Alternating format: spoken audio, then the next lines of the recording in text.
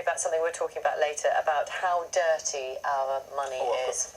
I got some comments. I've got some money. Yes. Look, we put it in this cup. We won't be drinking out of the cup later until we've cleaned it. Jane says, what about handles and push bars on supermarket trolleys or cake shops where cakes are handled and then money taken? Very good point, Jane.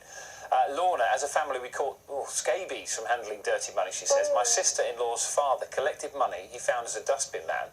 The children counted the money from a jar and subsequently caught the disease, which was then passed on to my family and my brother's family. Oh, my goodness. How do they know it was from the money? Well, anyway. The doctor apparently confirmed that it was likely to be contracted by handling dirty money. And Jill says, I worked in a bank as a cashier in 1976. When I was 18, I used to thoroughly wash my hands, but money's no dirtier now than it was then.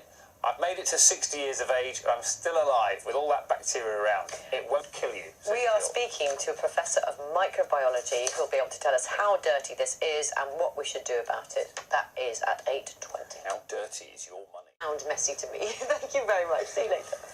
She delivers it beautifully, whatever the weather. 8:22. Now, we're talking today about the fact that fewer and fewer of us are using cash these days with the ease of contactless cards and online payments, but there could be an extra incentive to avoid using coins and notes. Yes. Most of the money we handle apparently is covered in harmful bacteria and potentially even superbugs, according to new research. We're joined now from London by Professor Paul Matawele, who has been taking a good look at this. I can see you've got microscopes and all sorts of equipment behind you there, Paul.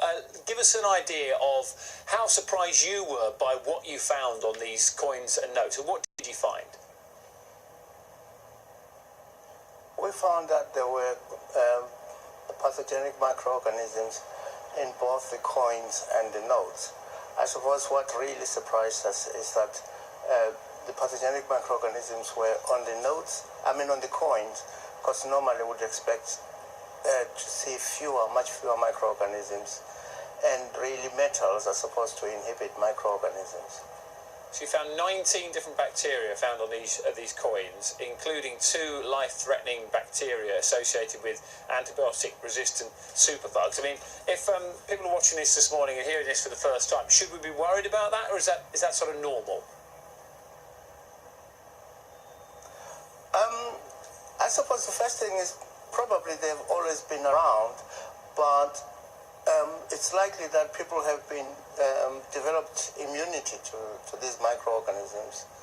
However, there are some bacteria that are really of concern, those that produce toxins such as toxigenic E. coli, which at very small doses can actually lead to very serious complications. And that's where the worry is.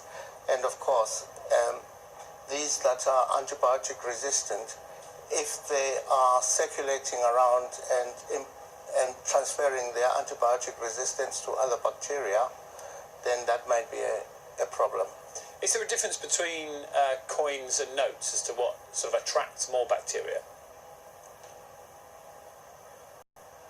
In theory, we would have expected to see less bacteria on the coins, but to our surprise, there were no differences. And what also surprised us is that the new notes, the £5 and £10 notes, which are sort of plastic, we were hoping that we would see less bacteria there, but there were no differences with the old notes, like £20 notes, which are still paper. And do we need to worry, Paul, then? Yes. I mean, is it a case of, if you are concerned, you can use antibacterial wipe or whatever it might be, or do we just sort of get on with it and embrace the germs? I would have thought that it might probably be helpful if we try to move away from the use of money and more into the use of cards for payments, just to reduce the circulation of pathogenic bacteria as well as those that will impact antibiotic resistance onto other bacteria. The main concern also is in places like hospitals where you've got vulnerable patients there, and if there's money circulating around, then you have these microorganisms circulating, and the consequences are not yet fully studied.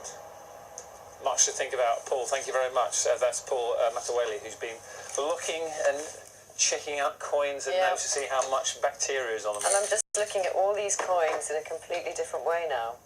I'm not sure. I just don't. They can just stay in there, and I'll wash the cup later. Lots of people saying, Mike, coins used to be made of copper and silver, both of which are inherently antibacterial, That's what you were saying, antiviral. wasn't it? John, hello. On the same subject as dirty money, what about handles on supermarket trolleys? Yeah, don't start thinking about that. And I've been wearing gloves whilst pushing trolleys around the store. Is that a step too far? I don't know. Anyway, we still need money at the moment. I'm off for a good wash. 27 minutes past 8. You are watching Breakfast, still to come on the